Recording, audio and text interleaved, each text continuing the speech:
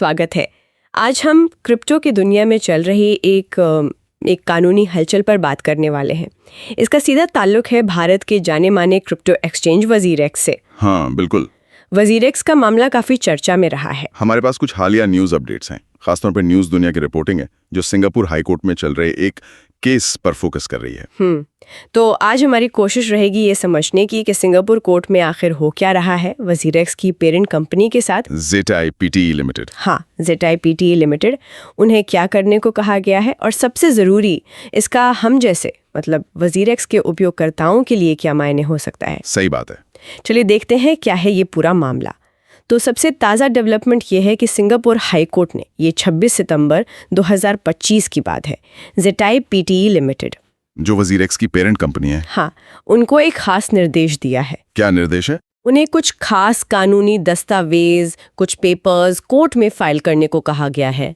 अब सुनने में ये शायद लगे कि ठीक है, सामान्य प्रक्रिया होगी, पर इसके पीछे कहानी थोड़ी ज्यादा गहरी है ना? बिल्कुल, ये सिर्फ कोई रूटीन पेपर वर्क नहीं है। जैसा सोर्स बता रहा है, ये निर्देश असल में वजीरेक्स की एक प्रस्तावित पुनर्गठन योजना, मतलब एक रिकंस्ट्रक्शन प्लान के सिलसिले में आया है। अच्छा, रिकंस्ट्रक्शन प्लान। हाँ, और यहीं पर बात थोड़ी पेचीदा और दिलचस्प हो जाती है।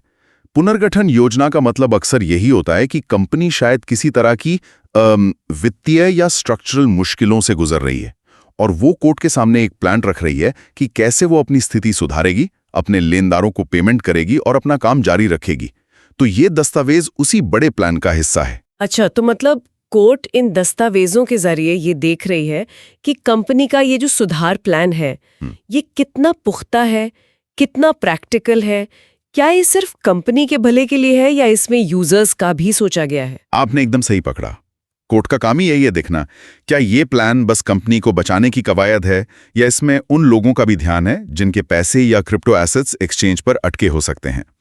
और सिंगापुर कोर्ट, जो कि एक बड़ा इंटरनेशनल फाइनेंशियल हब है, वो इस मामले को यकीनन बहुत गंभीरता से ले रही होगी। उन्हें ये पक्का करना होगा कि प्लान फेयर हो, ट्रांसपेरेंट हो और जितने भी स्टेक होल्डर्स हैं, खासकर क्रेडिटर्स और यूजर्स, उनके अधिकारों की रक्षा हो। सही। तो ये दस्तावेज कोर्ट को इसी जांच पड़ताल में मदद करेंगे। ये सिर्फ एक फॉर्मेलिटी नहीं है, बल्कि प्लान के भविष्य के लिए एक तरह का लिटमस टेस्ट है। सीधे तौर पर प्रभावित हुए हो तो अब आगे क्या ZTI को ये पेपर्स जमा करने के लिए कोई टाइमलाइन दी गई है? हाँ, दी है, और वो टाइमलाइन ज्यादा दूर नहीं है। सोर्स के मुताबिक कोर्ट ने 3 अक्टूबर 2025 की तारीख रखी है। डेडलाइन है ये। 3 अक्टूबर मतलब काफी नजदीक है। बिल्कुल। इस तारीख तक ZTI को न सिर्फ ये डॉक्यूमेंट्स जमा करने हैं, बल्कि अगर कोर्ट ने उनकी पुनर्गठन योजना पर कोई सवाल उठाए हैं, कोई चिंता जताई है, तो उनका संतोषजनक जवाब भी देना होगा। तो ये सिर्फ दस्तावेज भेजने की बात नहीं है, बल्कि कोर्ट को अपनी योजना की व्यावहारिकता और निष्पक्षता के बारे में कायल करने का एक बड़ा मौका है उनके पास। यानी 3 अक्टूबर एक अहम पड़ाव है। ये सिर्फ एक डेडलाइन नहीं, बल्कि ZTI के लिए अपनी बात रखने, अपनी क्रेडिबिलिटी साबित करने का दिन है। बिल्कुल। कोर्ट उनके जवाबों और दस्तावेजों को परखेगी और वहीं से शायद अंदाजा लगना शुरू होगा कि मामला किस तरफ जा रहा है। बिल्कुल, ये वो मोमेंट है जहां कंपनी को कोर्ट के सामने अपना केस मजबूती से रखना है, अपनी नीयत साफ करनी है और ये दिखाना है कि उनका प्लान न केवल कंपनी को बचा सकता है, बल्कि जो प्रभावित लोग हैं उनके साथ भी न्याय कर सकता है। कोर्ट का अगला कदम बहुत कुछ इस बात पर निर्भर करेगा कि ZTI 3 अक्टूबर तक क्या और कैसे पेश करती है। उनके जवाब की क्वालिटी और कंप्लीटनेस ही आगे का रास्ता तय करेगी। चलिए अब थोड़ा नतीजों की बात करते हैं। मान लीजिए ZTI टाइम पर सब जमा कर देती है और कोर्ट उनके जवाबों से संतुष्ट हो जाती है, तो बेस्ट केस सिनेरियो क्या हो सकता है? सबसे अच्छा क्या हो सकता है? सबसे अच्छा नतीजा, जैसा सोर्स इशारा कर रहा है, वो ये होगा कि कोर्ट ZTI की पुनर्गठन योजना को मंजूरी दे दे, हरी झंडी दे दे।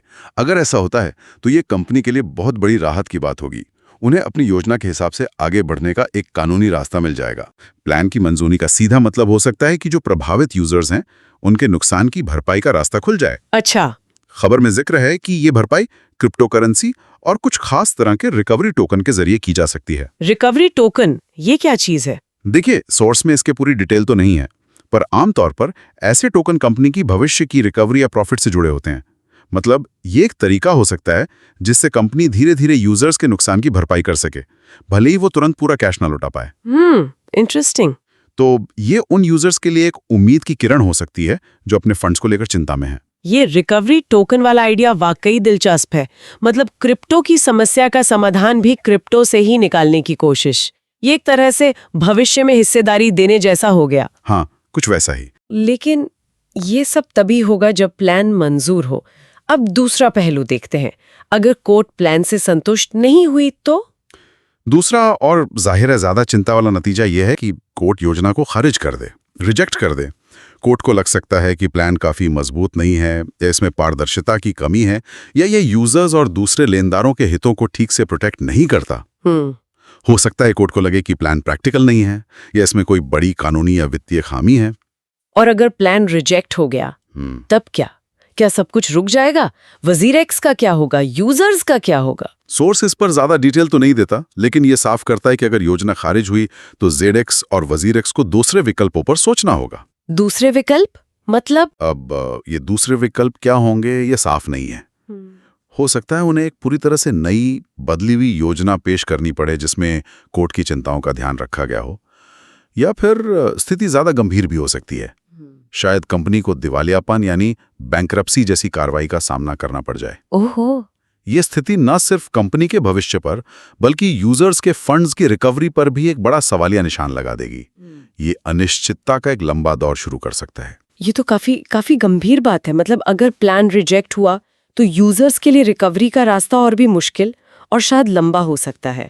ये वाकई एक बड़ा सवाल खड़ा करता है कि अगर ये वाला रास्ता बंद होता है तो फिर यूजर्स के हितों की रक्षा होगी कैसे? हाँ, ये इस मामले का सबसे बड़ा सवाल है। प्लान ए फेल हुआ तो प्लान बी क्या है, और क्या उस प्लान बी में यूजर्स को प्राथमिकता मिलेगी? यहीं पर रेगुलेटर्स और कानूनी भूमिका बहुत बहुत अहम हो जाती है। तो अब ये बिल्कुल साफ है कि 3 अक्टूबर की तारीख इतनी ज़रूरी क्यों है। जैसा कि न्यूज़ दुनिया की रिपोर्ट में भी लिखा है, ये इस मामले में एक निर्णायक दिन या क्रिटिकल डेट जैसा है। हाँ। जाहिर है क्रिप्टो कम्युनिटी और खासकर WazirX के यूजर्स इस तारीख का बेसब्री से इंतजार कर रहे होंगे। कोर्ट का अगला कदम इसी तारीख के बाद ही तय होगा। बिल्कुल, ये सिर्फ एक प्रोसीजरल डेट नहीं है, ये इस कहानी का एक अहम मोड़ साबित हो सकती है। ZI के पास मौका है कोर्ट को मनाने का, और अगर वो ऐसा नहीं कर पाए तो मामला एक नई और शायद ज्यादा मुश्किल दिशा में जा सकता है। सबकी निगाहें सिंगापुर हाईकोर्ट पर रहेंगी कि वो ZI के जवाब पर क्या प्रतिक्रिया देते हैं। चलिए अब थोड़ा सा पीछे हटते हैं और इस पूरी तस्वीर को जरा बड़े कैनवस पर देखते हैं।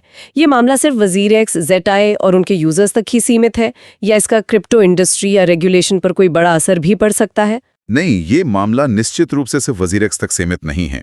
इसका महत्व कहीं ज्यादा बड़ा है। अगर हम इसे बड़े नजरिए से देखें तो ये सिर्फ एक कंपनी के फाइनेंशियल क्राइसिस का केस नहीं है। ये इस बात का एक उदाहरण है कि कैसे जो स्थापित कानूनी सिस्टम है, जैसे सिंगापुर का कोर्ट सिस्टम, वो क्रिप्टो करेंसी जैसे नए और तेजी से बदलते हुए सेक्टर की मुश्किलों से कैसे निपट रहे हैं। अच्छा, खासकर जब बात आती है कॉर्पोरेट पुनर्गठन की, इंटरनेशनल ऑपरेशंस की, और सबसे जरूरी यूजर की संपत्ति की सुरक्षा की। यानी ये मामला भविष्य के लिए एक तरह के नजीर बन सकता है कि इस तरह की सिचुएशन को कैसे हैंडल किया जाए। हाँ बिल्कुल, ये एक महत्वपूर्ण केस स्टडी बन सकता है।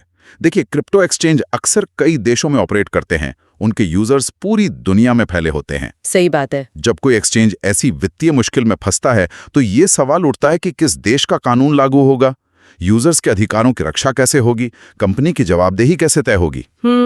सिंगापुर एक बड़ा ग्लोबल फाइनेंशियल और लीगल सेंटर है। वहां की अदालत इस मामले को कैसे हैंडल करती हैं, वो क्या स्टैंडर्ड सेट करती हैं, इस पे दुनिया भर के रेगुलेटर्स, लीगल एक्सपर्ट्स और क्रिप्टो इंडस्ट्री की नजर रहेगी। ये दिखाएगा कि हमारा मौजूदा कानूनी ढांचा क्रिप्टो बिजनेस की अनोखी चुनौतियों से निपटने में कितना सक्षम है, जैसे cross border transactions, digital assets की कस्टडी, ये सब। और ये उन सभी लोगों के लिए भी जरूरी है जो क्रिप्टो मार्केट में निवेश करते हैं या उस पर नजर रखते हैं। ये एक तरह से याद दिलाता है कि भाई, क्रिप्टो में निवेश के साथ जोखिम तो जुड़े हैं, और एक्सचेंज का रेगुलेशन और उसकी फाइनेंशियल हेल्थ कितनी मायने रखती है। निश्चित रूप से ये मामला उन सभी के लिए एक जरूरी सबक है जो क्रिप्टो इकोसिस्टम से जुड़े हैं, चाहे वो निवेशक हों, एक्सचेंज हों या रेगुलेटर हों। ये ट्रांसपेरेंसी, मजबूत इंटरनल कंट्रोल्स और यूजर फंड्स की सुरक्षा के महत्व को फिर से रेखांकित करता है। ये भी दिखाता है कि कैसे इंटरनेशनल कानूनी सहयोग और साफ रेगुलेटरी फ्रेमवर्क इस तरह की सिचुएशंस को ज्यादा असरदार तरीके से संभालने के लिए जरूरी हैं। ठीक है, मुझे लगता है हमने इस मामले के कई पहलुओं पर काफी गहराई से बात कर ली है। चलिए, एक बार जो मुख्य बातें हैं, जो की पॉइंट्स हैं, उन्हें फिर से दोहरा लेते हैं ताकि सारी जानकारी एकदम साफ हो जाए। जरूर। तो संक्षेप में कहें तो स्थिति ये है।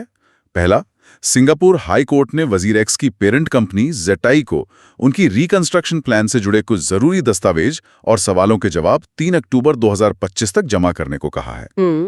दूसरा, कोर्ट इन जवाबों और दस्तावेजों को जांचेगी और फिर तय करेगी कि वजीर एक्स के रिकंस्ट्रक्शन प्लान को मंजूरी देनी है या नहीं। ठीक है। तीसरा, अगर प्लान मंजूर होता है तो जो प्रभावित यूजर्स हैं उन्हें क्रिप्टो और रिकवरी टोकन के रूप में मुआवजा मिलने की संभावना है। ओके। चौथा, अगर प्लान खारिज होता है तो कंपनी को दूसरे रास्ते तलाशने होंगे, जिससे यूजर्स के लिए अनिश्चितता बढ़ सकती है और रिकवरी का रास्ता मुश्किल हो सकता है। हाँ, ये चिंता की बात है। पांचवा, 3 अक्टूबर की तारीख इस पूरी प्रक्रिया में एक बहुत अहम मोड़ है। इसके बाद ही कोर्ट के अगले कदम और मामले की दिशा साफ होने की उम्मीद है। बिल्कुल। और छठा, ये मामला सिर्फ वजीर एक्स का ही नहीं है, बल्कि ये क्रिप्टो इंडस्ट्री में कॉर्पोरेट गवर्नेंस, यूजर प्रोटेक्शन और इंटरनेशनल कानूनी प्रक्रियाओं के लिहाज से भी बहुत अहमियत रखता है। बिल्कुल सही कहा। ये सारे पॉइंट्स इस मामले की गंभीरता और इसके जो संभावित नतीजे हैं, उनको अच्छे से सामने रखते हैं। और ये हमें एक आखिरी सोचने वाले सवाल पर लाता है। हाँ, जरूर बताइए। ये पूरी स्थिति, मतलब एक बड़ा क्रिप्टो एक्सचेंज, उसका वित्तीय पुनर्गठन का प्रयास, एक इंटरनेशनल कोर्ट का दखल और यूजर्स के फंड्स का दांव पर लगा होना, ये क्रिप्टो एक्सचेंजों के जो ऑपरेटिंग मॉडल हैं, उनकी जो जिम्मेदारी है और खासतौर पर इंटरनेशनल लेवल पर यूजर्स के हितों की सुरक्षा का जो मौजूदा सिस्टम है, उस पर क्या बड़े सवाल खड़े करती है। गहरा सवाल है। जब कोई एक्सचेंज जिसके यूजर्स कई देशों में हों इस तरह की मुश्किल में पड़ता है, तो क्या हमारे पास ऐसे मजबूत और असरदार कानूनी और रेगुलेटरी हथियार हैं जो उनके फंड्स की सुरक्षा पक्की कर सकें? और अगर नुकसान हो जाए तो क्या हम तुरंत और न्यायपूर्ण समाधान दे सकते हैं? भविष्य में ऐसी स्थितियों से निपटने के लिए हमें किन सुधारों की जरूरत पड़ सकती है ताकि ये जो नया डिजिटल एसेट इकोसिस्टम उभर रहा है, इसमें लोगों का भरोसा बना रहे? ये वाकई एक बहुत बड़ा और बहुत जरूरी सवाल है। जैसे जैसे क्रिप्टो की दुनिया बढ़ रही है, वैसे वैसे मजबूत, पारदर्शी और जवाबदेह सिस्टम की जरूरत भी बढ़ रही है, खासकर तब जब लोगों की मेहनत की कमाई दांव पर लगी हो। खैर, आज इस महत्वपूर्ण विषय पर इतनी अच्छी और गहरी बातचीत के लिए आपका बहुत बहुत धन्यवाद। शुक्रिया। हम सब इस मामले पर नजर बनाए रखेंगे और उम्मीद करते हैं कि 3 अक्टूबर के बाद स्थिति और साफ होगी।